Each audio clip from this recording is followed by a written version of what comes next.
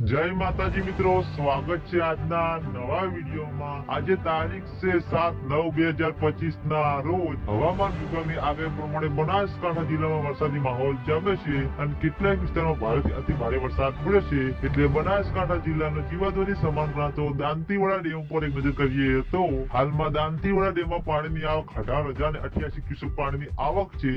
દાંતીવાડા ડેમની સપાટી 590.40 ફૂટે પહોંચી ગઈ છે। દાંતીવાડા ડેમની ભયાનક સપાટી 604 ફૂટ છે।